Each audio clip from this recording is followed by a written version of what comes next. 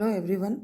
आज हम BSc part 2 के ऑप्टिक्स के अंदर पोलराइजेशन के तहत आने वाले टॉपिक बाइक्वार्ट्ज पोलरीमीटर के बारे में बात करेंगे। पोलरीमीटर क्या होता है और हाफ शेड पोलरीमीटर किस तरह वर्क करता है, ये हमने कल के लेक्चर में देखा।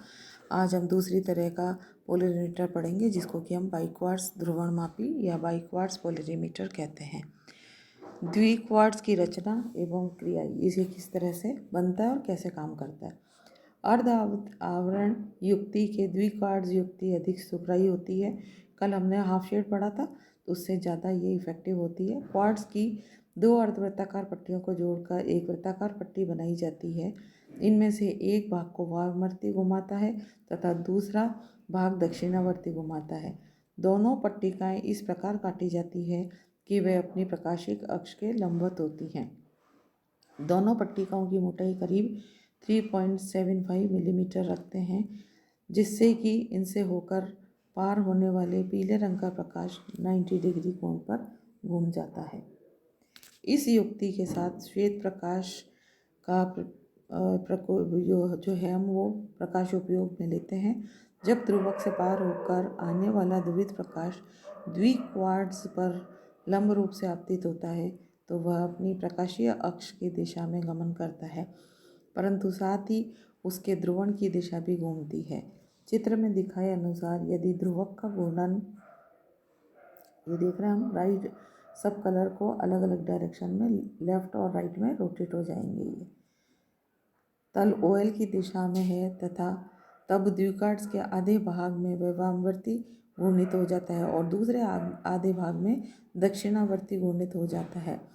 चित्र में दर्शाए अनुसार पीले रंग का प्रकाश दोनों भागों में 90 डिग्री कोण से घूम जाता है, किंतु लाल रंग का घूर्णन 90 से भी कम तथा बैंगनी का जो है वो 90 डिग्री से अधिक होता है। ये सब किस पे निर्भर करता है? ये सब हमारी जो भी कलर है उसकी तरंगदैर्घ्य पे निर्भर करता है।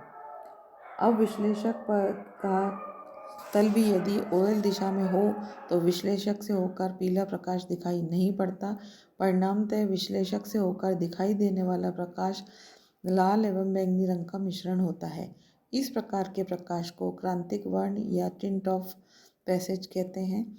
रंग की यह स्थिति अत्यंत सुग्राही होती है, क्योंकि चित्र 1 के अनुसार यदि विश्लेषक की अक्ष OL दिशा से थोड़ी भी दक्षिणावर्ती मुड़ी हो तो दाहिने भाग में से लाल रंग का घटक अधिक पार होने के कारण व बैंगनी घटक कम पार होने के कारण वह आधा भाग लाल दिखाई देता है और बाएं भाग से लाल कम और बैंगनी अधिक पार होने की वजह से वह नीला दिखाई पड़ता है। इसी तरह विश्लेषक की अक्ष यदि चित्र 6B के में दर्शाई गई हो, वैसे जैसा कि वामवर्ती मुड़ी हुई हो तो बायां भाग लाल व दाहिना भाग नीला दिखाई देता है। इस तरह एक अत्यंत सुग्राही व्यतिरेक या कॉन्ट्रास्ट प्राप्त होता है। ध्रुवणमापी के चित्र में अगर हम देखें तो H के स्थान पर द्विक्वार्ट्ज युक्ति लगा देते हैं। सर्वप्रथम कांच की नली T हटाकर विश्लेषक से होकर देखते हैं और दोनों अर्धवृत्त क्रांतिक वर्ण के लिए समंजित करते हैं। अब द्विक्वार्ट्ज और विश्लेषक के बीच घूर्णन पदार्थ जैसे चीनी का घोल रखते हैं और यह देखते हैं कि दोनों अर्धवृत्त अलग अलग रंग के दिखाई देने लगते हैं। पुनः विश्लेषक को इतना घुमाते हैं कि दोनों अर्धवृत्त क्रांतिक वर्ण के दिखाई पड़े।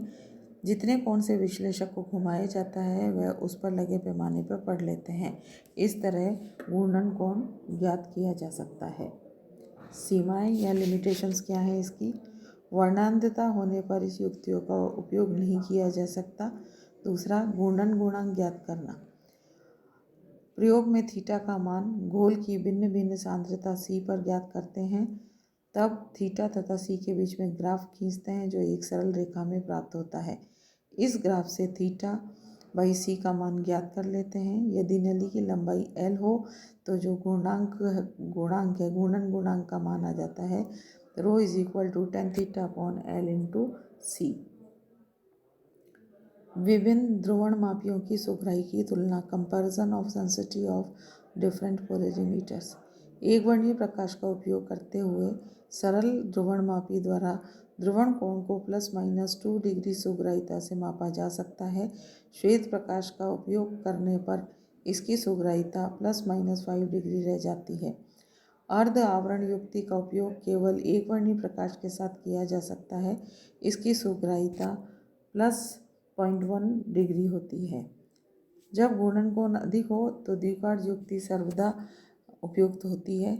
इस युक्ति की सहायता से एकवर्णीय और श्वेत प्रकाश के साथ साथ तरंगदैर्घ्यों की किसी भी संकीर्ण परास में स्थित प्रयोग का प्रकाश का उपयोग भी किया जा सकता है।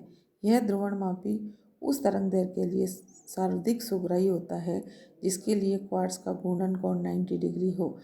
जब मापा जाने वाला ध्रुवण कोण का मान अत्यल्प हो तो द्विक्वार्ज युक्ति सर्वाधिक सुग्राही रहती है। इस प्रकार के छोटे ध्रुवण कोणों को मापने के लिए श्वेत प्रकाश का उपयोग किया जाना चाहिए।